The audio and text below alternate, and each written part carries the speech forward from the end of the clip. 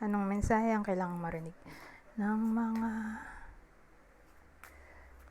Cancer sa period na to? Pwedeng nangyayari na itong magiging reading natin or mangyayari pa lang.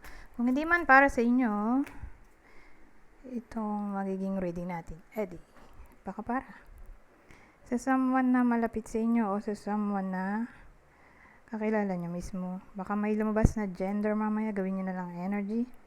Masculine at feminine energy. Pwede rin naman na wag nyo nang pansinin ang gender. Hindi ko masasabi kung anong magiging reading, kung positive ba o negative. Depende sa kung anong mapipick up kong energy. Walang masama kung papanurin ang Sun, Moon at Rising sign. Kasi bakalin man sa mga yan ay mag-resonate na sa sitwasyon. Yung ganda sana nito. Sabi nito, prison, fortune.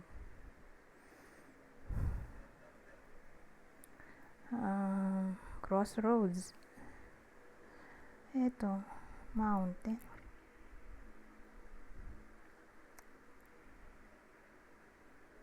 Tingin ko hindi necessarily or advisable magkaroon ng other option na pagkakakitaan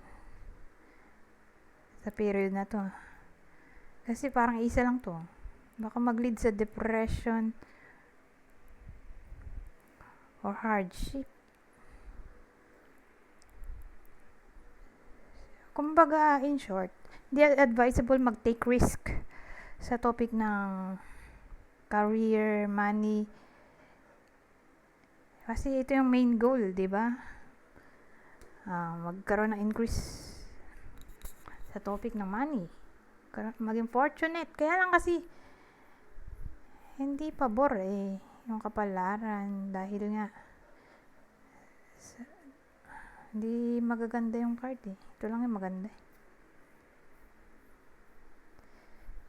Lalo na yung iba sa inyo, let's say, may trabaho naman. Kaya lang parang gusto nilang mag-resign. Or, napapaisip sila maghanap ng ibang work or ibang sideline. So again, sa topic ng pag-take risk, medyo alanganin tayo. Baka kasi imbis na guminhawa or magkaroon ng increase sa topic ng money, baka maging burden sa uli.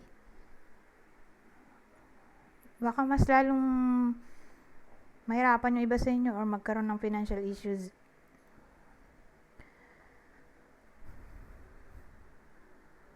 Kaya yun, hindi siya advisable. Sa period lang naman na to, hindi naman to forever. Just in case na maging salawahan kayo dito. Kasi may crossroads. Na parang baka mapunta kayo sa sitwasyon na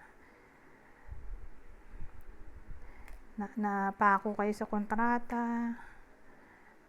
Prison to parang hindi ka makalis sa sitwasyon. Parang na-trap. So, yun ang naisip ko na maaaring mag-cause ng entrapment, obligation, commitment, contract. Lalo na kung ang motive ay maging fortunate.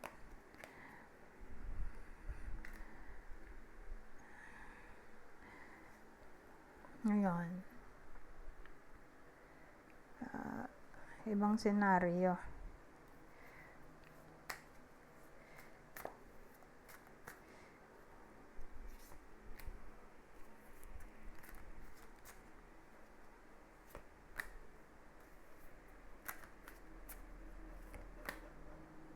Nick, dalawa yung tao.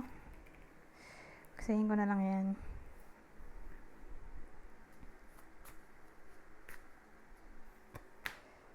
Ay, tao ulit.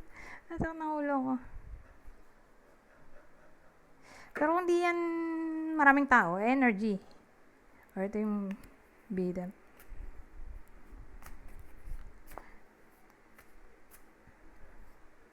Energy o tao to. Pero kung isa lang to, edi siya yung main character.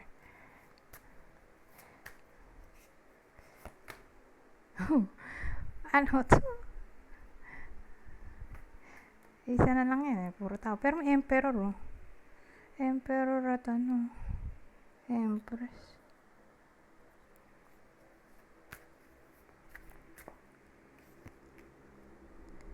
Hangman.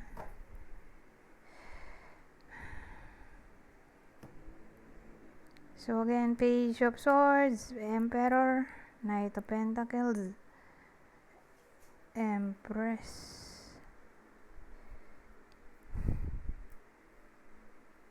Hangman ng dulo.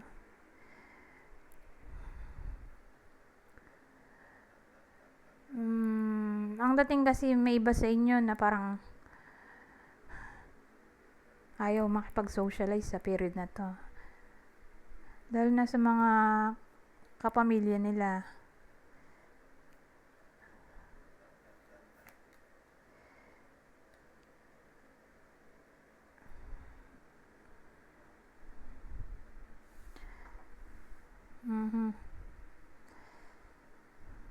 May Three of Cups kasi. So, socialization to eh. Celebration. Hangman. Parang gusto magsulo. Or feeling nila out of place sila. So, again, ang dating, ayaw nyo yung iba sa inyo, ayaw makihalubilo sa period na to. Gusto lang mapag-isa. Pero kung nangyari na yon, gano'n na talaga sila.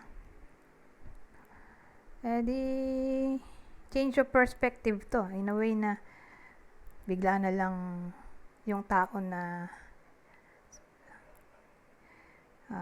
ayaw makihalubilo, bigla na lang makikihalubilo, may pagbabago.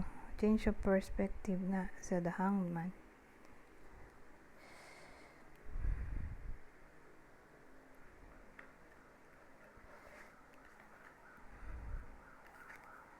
Lalo na siguro kung ano, lola, lolo,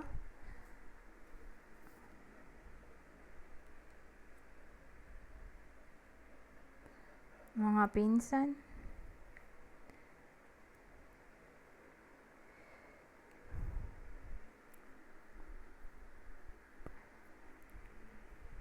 Pero kung ampon yung bida dito, siya ay ampon. At let's say dadalawin siya ng magulang niya, ayaw niya makita. Or let's say single mom or single dad yung iba sa inyo. Ang dating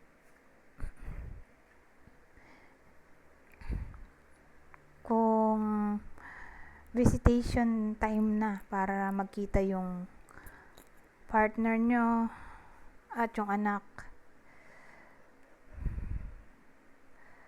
So parang alinlangan ba sa period na to for some reason.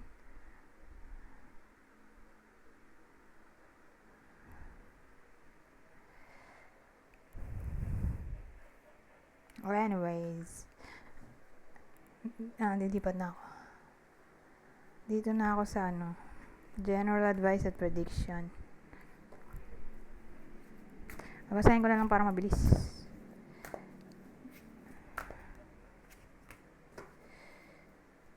Sabi,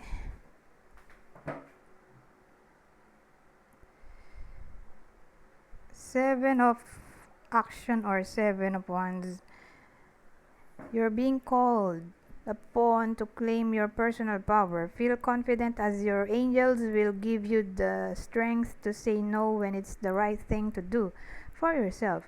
Your struggle may actually stem from an unresolved inner conflict rather than a conflict with others.